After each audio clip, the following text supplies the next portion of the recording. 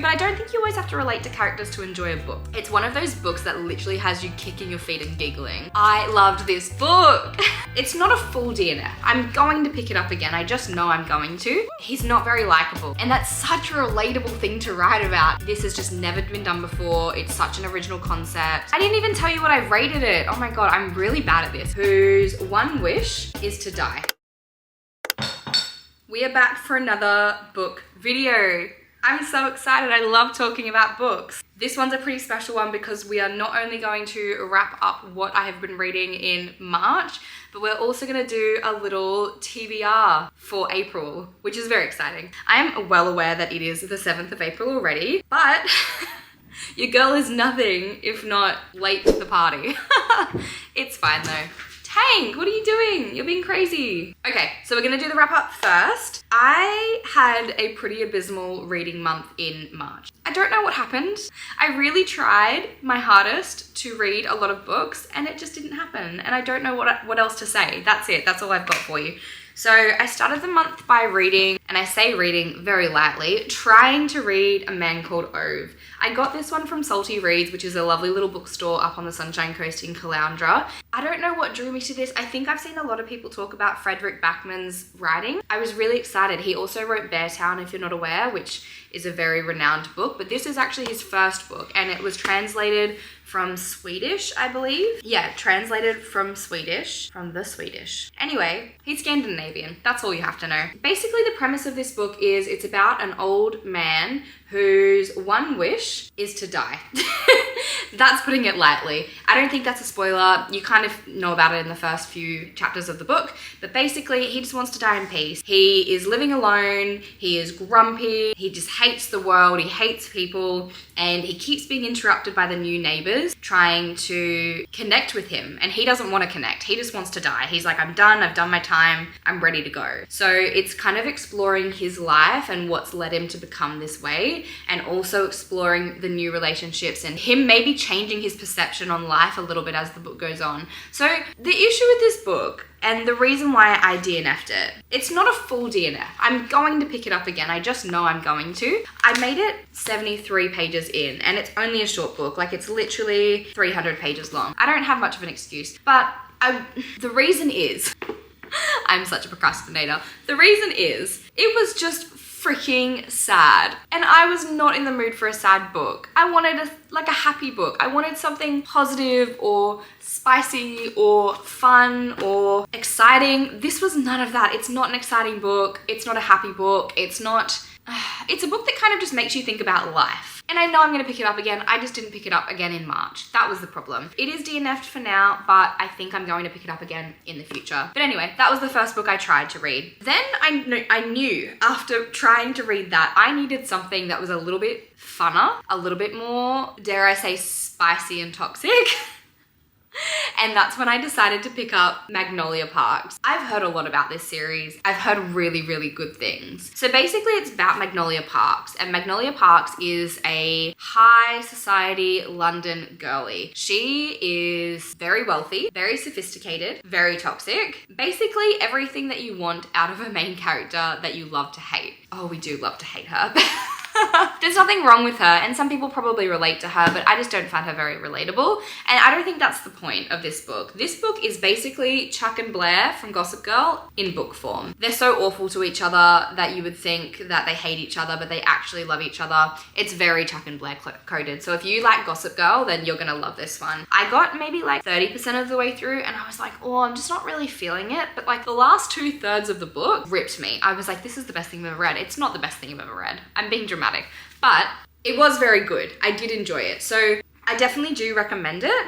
I will say they are young, like it's early 20s. So I'm a late 20s girly. I'm almost 30. I didn't relate to it as much as I would have liked to, but I don't think you always have to relate to characters to enjoy a book. That's just my view. I really liked it. I definitely recommend it. And I've bought the next one in the series as well. So I really, really, really hope I get to the next one this month, because the next one is based off a different set of characters. It's not based off Magnolia and BJ. It's based off Daisy and Christian.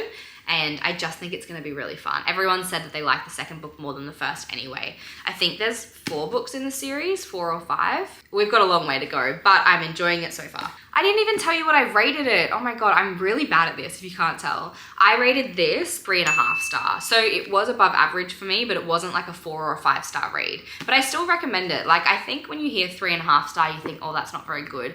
But 2.5 is average. 3.5 is quite good. Anyway, the next book I actually listened to as an audiobook, and that was Good Material by Dolly Alderton. I have only read one other Dolly Alderton book, which was more of a non-fiction, and that was Everything I Know About Love, which is one of my all-time favorite books. I love it so much. I actually gifted my friend an annotated copy of it because I just think it's such an important read for women in your 20s. So basically the premise of the book is you follow Andy, who is a comedian, and he's just gotten dumped by his long-term girlfriend, Jen. And he is of the opinion that there must be a reason why Jen has dumped him, and he can't for the life of him figure it out. He's like, she's obviously seeing someone else. She's obviously this, she's obviously that. And it's about him coming to terms and coming to the realization that they just weren't meant for each other, and kind of losing the rose-colored glasses that you sometimes get when you are with someone, that things are perfect, and then realizing that it's actually quite a good thing that they did break up. He is not a likable character. He's very self-involved, very inward-focused, very much like a bit of a victim. He's not very likable. And again, this is what I was saying before when I don't think books have to have likable main characters to be good books. This book is very thought-provoking because it just explores how men and women perceive breakups in different ways. If you're a Taylor Swift fan, which I'm hoping there's a bit of crossover here, you will know the song Exile, and it's basically about how he's saying, you should have given me a sign. Like, you should have given me a sign that you were ready to break up. And she's like, I gave so many signs.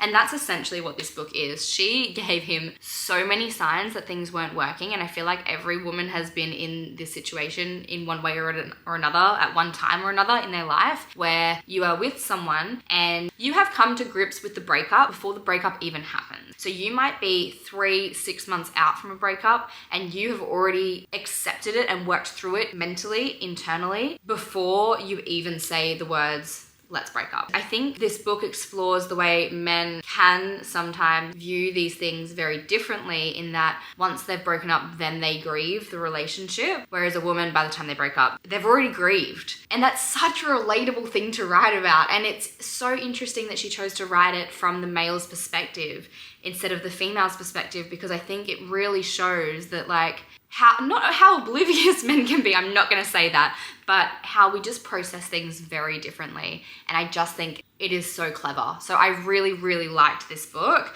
I gave it a 4.5, I believe. What did I give it? Yeah, I gave it a 4.5. I think this has just never been done before. It's such an original concept, and I really, really enjoyed it. There's a lot of books out there, like sad girl lit books, where the girl has just been broken up with, or she's just broken up with someone, and explores her feelings about that. But I really don't think it's been done from a male perspective by a female writer. Like, I just think it was brilliant. So if you haven't read it yet, I definitely recommend listening to the audiobook, because it's narrated by an English author with an English accent, and you really feel like it is Andy because the book is based in England. So yeah, I definitely recommend it 100%. And I will say there is a section at the end of the book that is what made it such a high rating for me. So the last perspective that you get, I'm not going to give spoilers, but the last perspective that you get is just like, it gives me goosebumps, because it's just like, it wraps everything up so well. It's so perfect, and you should definitely read it. Yep, I'm not going to give anything else away. So then I picked up the next book. That is Every Summer After by Carly Fortune. I loved this book.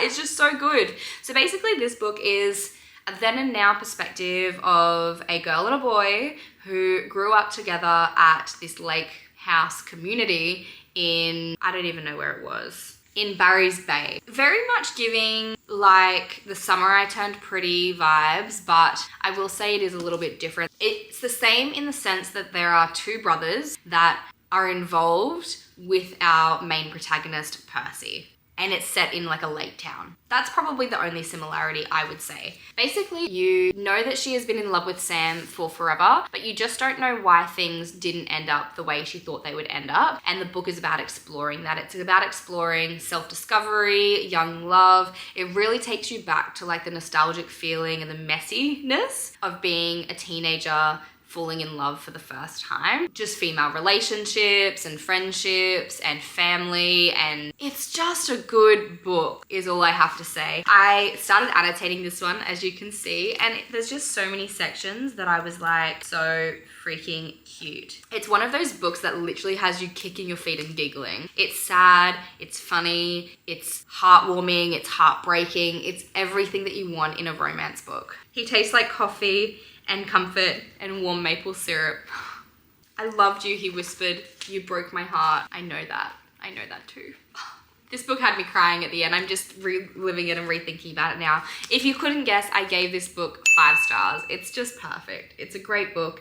If you haven't heard of it, definitely pick it up. It is her debut novel, this author's debut novel. I know she's got a second book, Meet Me at the Lake. I don't know if the second book is related to the first. Like, I don't know if they're like companion novels in a series or if they're standalone books. Like, I really don't know. No idea. I do want to pick up the second one or the other book that she's written because I just really loved her writing style as well. I found it very relatable, very easy to read. I just flew through this in like 2 days. Very good. The only other books that I've started reading in March were the tandem reads from the Throne of Glass series. So I'm up to Tower of Dawn and Empire of Storms. I really just fell into a bit of a reading slump. I think because of these books. I love this series. Like, I just love them so much. I don't even know how to put it into words. The issue though is that this is like 1,400 pages worth of book. And I think because it's just so much content, it really did put me in a bit of a slump and I didn't really feel like picking up anything else because I just wanted to get through these because it was just like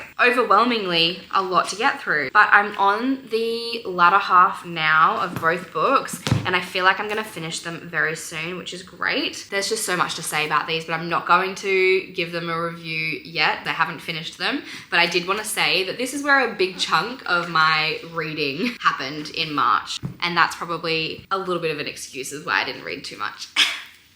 Anyway, I thought for the second half of this video, we would do a little TBR list or to be read list for April. I thought it'd be really fun if we did a TBR jar chooses my books. So in this jar, I have lots of little prompts here of different things that could be related to books. And I thought we'd pick maybe 5 out and then go upstairs to my bookshelf and then pick some books that go along with each prompt.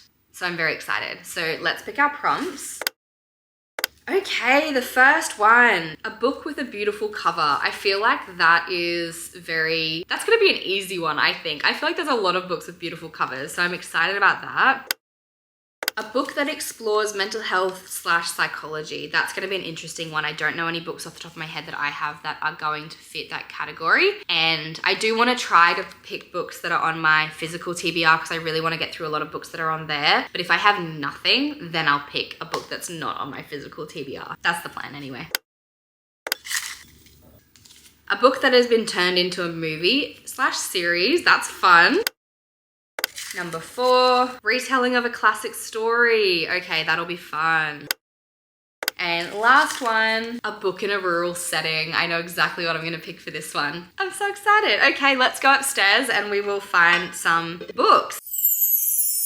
Okay, I'm so excited about the books that we picked. It was actually really hard with the prompts that I got, but these are all the books. You can tell the ones I've had for like longer because they're just so like discolored from being on my shelves in the sun. If anyone knows how to stop that from happening, please let me know because I actually really don't like it. So let's start with, this book is not part of the prompts, but it is on my TBR simply because it is my book club book. So I have to read this and it really didn't fit into any of the prompts that I have, but it's gonna read this as well. The next one is a book in a rural setting. I obviously had to continue on with Elsie Silver's Chestnut Springs series. I did start this one already as well in March, but I only got like 6 pages through. That's why I didn't include it. This one here follows Theo Silver's perspective. It's him and Winter. So if you have read the series, this one is the one about the main protagonist in the first book's sister, who she was estranged from for the longest time, but her sister has now decided to come to Chestnut Springs, and that's where she meets Theo Silver. And he's like cocky, he's silly, he's life affirming, and she is like hard and cold and smart and like career driven, and I'm excited about this one. Very keen. And it's the second last book in this series so far. If you know Elsie Silver, you know Wild Love comes out this month as well. So I feel like this will just take me right back into the world. Not that Wild Love is related to this book. It's a different series, but it's like a spin-off series, I believe. So very excited about that. Then we have a book that's been turned into a movie/series. And this is actually a really good prompt because this book has been on my TBR list for years. And I got it because I really enjoyed Big Little Lies. And this is not by the same author, but the show that it's been adapted into was produced by the same producer, and that is Reese Witherspoon. And we love Reese Witherspoon. She is iconic. I love her so much. And that's Little Fires Everywhere by Celeste NG. I don't know how you pronounce that, so sorry, but it's Little Fires Everywhere. I don't love this cover because it is the TV series version, but I've tried to start reading this book many times. I'm literally on page 10, so I didn't get very far, but I do really want to read it because I've heard really good things, and I really want to watch the show, but I can't watch the show until I've read the book. That's my rule. So that's why that one is on my TBR list. I've only got 13 minutes left on my camera, so we're gonna have to speed this up. The next one is retelling of a classic story. I really didn't have a lot in this category, but I thought this one kind of fit, and don't be mad at me because it does fit a little bit, because it has 2 classic characters in the name of the book.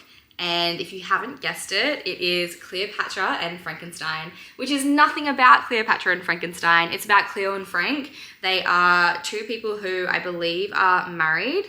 Okay, so it's like a marriage of convenience, I believe. I'm excited to read this. So this has been on my TBR for a while, and I've just heard really good things, and it is a little bit more of a literary fiction, and as you guys know, I have been wanting to get a bit more into literary fiction, so I'm very excited to pick this up, and I don't care, I'm not going to take any slander. It's a retelling of a classic story ×2. That's what we're going with. The next one is a book that explores mental health and psychology, and I kid you not, the only book that I had that fits this category is A Man Called Ove. I'm gonna have to finish it. I really am. I know it's gonna be a good book, and it's probably gonna leave me sobbing by the end of it, but we're just gonna have to push through it. I think that's the long and short of it. And the last prompt that I had is a book with a beautiful cover. Now this is where I need your help. I say I need your help, but like, I'm just gonna decide, but I thought I'd show you what I'm deciding between. So I had this one, The House of Sky and Breath by Sarah J Maas. That's objectively a beautiful cover. Like, look at the gold foiling, look at the snake. I think it's a snake or a lizard. I actually don't know what it is. The feathers, like, it's a beautiful book. And the title is beautiful, House of Sky and Breath. Like, whoa. It's also a really chunky book. This is the second book in the Crescent City trilogy, and I really want to read this, but I am still reading the tandem reads as well. So they are also on my TBR for April. I just don't know if I'm going to get through a whole nother fantasy chunky book with all of these other ones that I want to read. So the other option for a beautiful cover is The Bell Jar by Sylvia Plath. This is another literary fiction. It's a very small read. That's why I picked it up. And she's doing her makeup. Makeup, beauty, beautiful cover. I think I'm just going to go this one. It's basically a sad girl lit, and it was the OG sad girl lit. So that's why I picked it. And I, again, started to read this. I got up to page 70. I think I'm just gonna start again, to be honest, because I don't remember what happened. But basically, this is based in the 1950s. It's about our main protagonist, Esther, who wants to become a writer.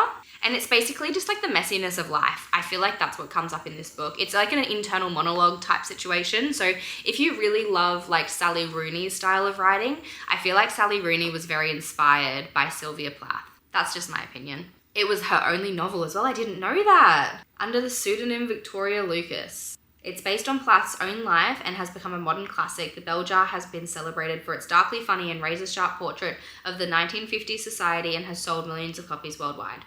I'm convinced this is the one. House of Sky and Breath, you're just gonna have to wait till next time, unless I finish all of these, and then maybe I can pick it up. So these are the books that are on my TBR for the month of April. I'm actually really excited about this. It's not what I would have picked myself, and I think that is the best thing about this exercise, is that I'm gonna be getting books off my TBR that I know that I'm just not gonna read unless I have a reason to read them. And this was my reason. So I'll check back in with you guys next month and let's see how well I did. I'm hoping I read most of these at least. We will see. So that wraps up my video. Thank you so much for coming along and I will see you guys next time. Bye.